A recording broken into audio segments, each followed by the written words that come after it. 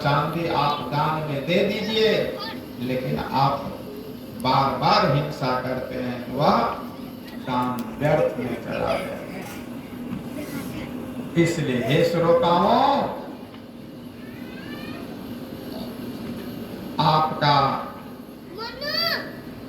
माता पिता एक शिक्षक और शिक्षिका है। घर में जितने छोटे छोटे बच्चे हैं वह क्या है? छात्र और छात्रा। आपका घर एक लोअर प्राइमरी स्कूल, प्राथमिक विद्यालय।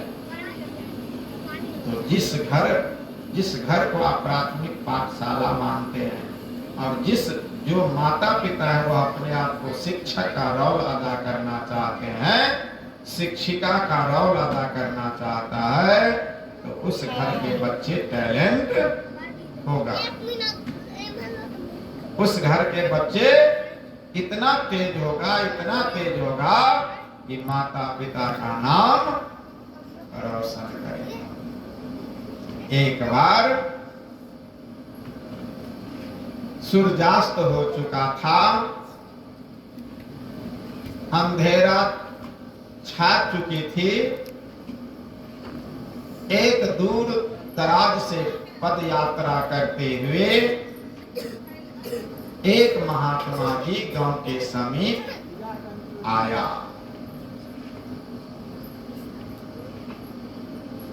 अंधेरा छाने के कारण, विलंब होने के कारण महात्मा जी विचार किया कि अब गांव में जाना उचित नहीं, इसी वृक्ष के नीचे मैं रात्रि गुजारूंगा। हे श्रोताओं, महात्मा जी पीपल के पेड़ के सहारे पीठ लगा दिया और भगवत भजन करने लगा। रात्रि भर महात्मा भूखे भजन किया। सुबह जब 5 बजा, ग्रामीण लोग जब अपने खेतों की ओर, किसान जब चला 5 बजे, तो कुछ लोगों ने देखा कि बाबा पीठ सटाए हैं वृक्ष में और भजन कर रहा है। लोगों ने गणमान्य लोगों को बुलाया, कहा कि देखिए कि हम लोग कितना अभागा हैं, सब खा पी करके सोए, लेकिन ये महात्मा जी सारी रात्रि भूखे रह गए। आखिर गांव में जाते तो महात्मा को भोजन भी मिलता, बिस्तर भी मिलता और रात्रि भी सुख से कटती। गणमान्य लोगों आया और कहा कि बाबा, हम लोग बड़े अभागा, हम लोग बड़े नालायक हैं जो आप हम लोगों के घर नहीं पहुंचा। बाबा चलिए हमारे गांव।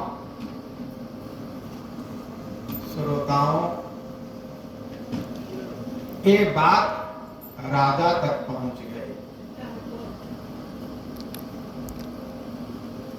राजा बाबा को अभिवादन किया और कहा कि बाबा आप क्यों नहीं गांव में आए? कहा कि नहीं, विलंब हो चुका था, किसी के यहाँ जाते तो उसको कष्ट होता, हमारे लिए व्यवस्था करनी पड़ती, इसलिए मैं नहीं गया। मैं कष्ट देना नहीं किसी को चाहता। वह राजा शिकार खेलने के लिए चला था। चला शिकार खेलने के लिए राजा। एक तालाब के किनारे एक बगला को देखा। राजा जो है तीर उस पर तान दिया। बगुला विचार किया कि अब तो मैं मारा ही जाऊंगा, कुछ निवेदन कर लो। राजा से कहीं सुन ले।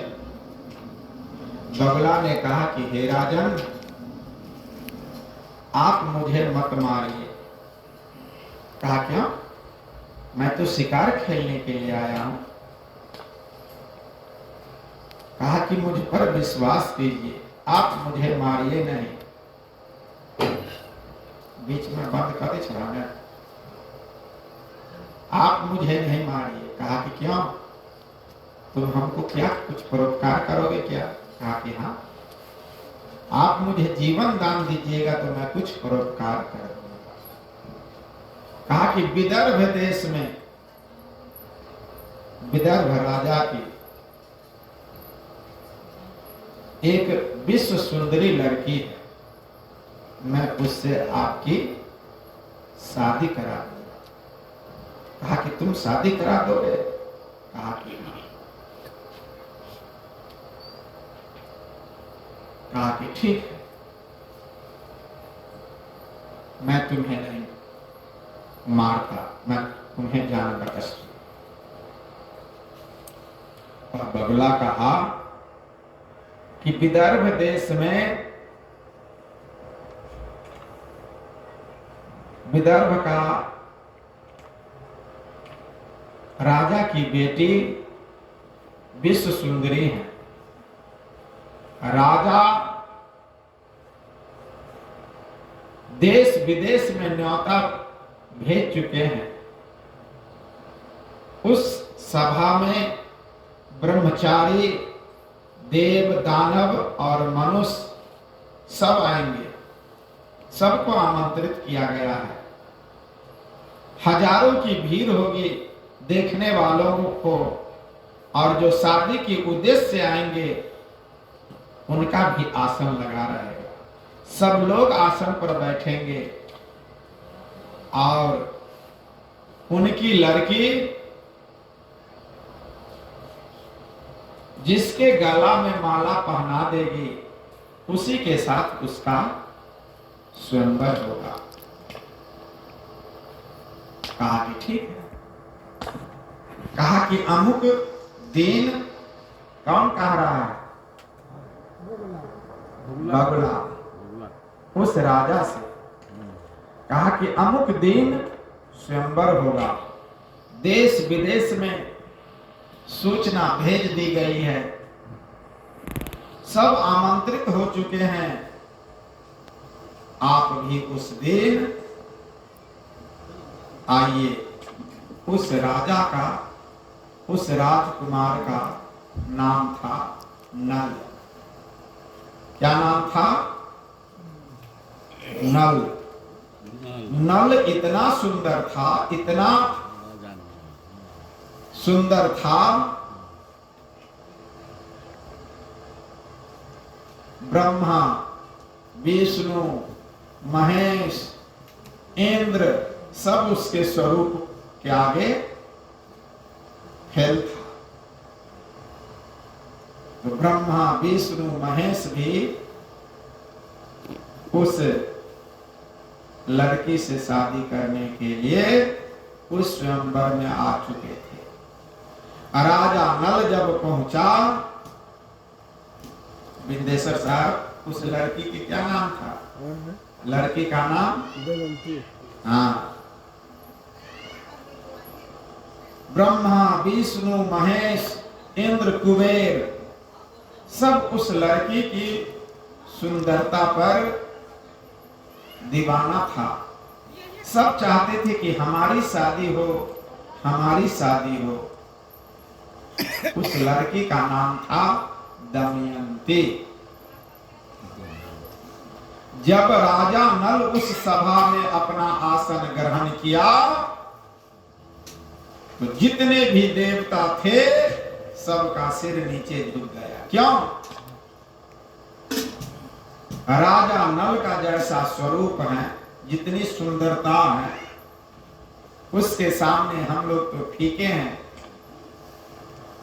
जो ही दमयंती राजकुमारी आएगी, इसी के गले में माला पहना देगी। सो नहीं तो जैसा राजा नल है वैसा मैं अपना स्वरूप बना दूं, चेहरा बना दूं। ब्रह्मा विष्णु महेश ये त्रिदेवा तीनों देवता राजा नल का स्वरूप बना लिया। और जहां राजा नल बैठा हुआ था उसी के बाजू में वो लोग राजा नल का स्वरूप बना करके बैठ गया। दमयंती राजकुमारी अपने सहेलियों के साथ, अपनी सखियों के साथ हाथ में फूल माला लिए हुए परिक्रमा करने लगे। श्रोताओं, राजा नल के गले में माला पहना दी गई। जितने भी देवता उसका रूप धारण किया था सब उदास हो गए। तो जो कोई आपको परोपकार करता है और उसको आप वाणी दे चुके हैं तो उसको जीवन में उपकार करने का जो आपने व्रत लिया है उपकार कीजिए। और आपने वचन दे दिया और उसका अपकार कर दीजिएगा तो मनुष्यता हुई, मानवता हुई। एक बगुला का प्राण बचा दिया नल तो विश्व सुंदरी से शादी करा दिया। कितना बड़ा परोपकार। एक को जान बचाया नल तो वह जो वचन दिया कि विश्व सुंदरी से तुम्हें शादी करा दूंगा तो शादी करा दी। इस कहानी से हमें ये शिक्षा लेनी चाहिए कि पक्षी में इतना ज्ञान है, जो कहा वह कर दिया। तो हम मानव को ये नहीं चाहिए कि वचन दे तो समय पा करके उसको धोखा दे। नहीं, पक्षी का कितना ईमानदार निकला। नहीं, जो वचन दे दिया तो उसको पालन कर। उसी तरह से हे मानव, इस कहानी से ये शिक्षा लेनी चाहिए कि हमें कोई परोपकार करता है तो उसको तन से, मन से और जरूरत पड़े तो धन से भी उस व्यक्ति को भलाई करे, परोपकार करे। और एक परोपकार ही हमारे और आपके साथ जाएगा। वह परोपकार क्या है? बने जो कुछ धर्म कर ले यही एक साथ जाएगा। गया अब सर न फिर तेरे ये हरगिज हाथ आएगा। गर्भ में था कहा तूने न भूलूंगा प्रभु तुमको। भला तू जाए के अपना उसे क्या मुंह दिखाएगा। दीवाना बन के दुनिया में समय अनमोल खोता है। दीवाना बन के दुनिया में समय अनमोल खोता है। जब आके पकड़ कर धर दबाएगा। श्रोताओं, आप जो परोपकार करते हैं किसी को परहित परोपकार करना ही दुनिया का सबसे बड़ा धर्म है। इसलिए जहां तक हो सके हमारे बुजुर्ग ने कहा है कि कर भला तो हो भला। आज आप किसी के बेटा को आप कल्याण कर दीजिएगा, समय आएगा आपके खानदान के किसी व्यक्ति को उसको परोपकार करना होगा।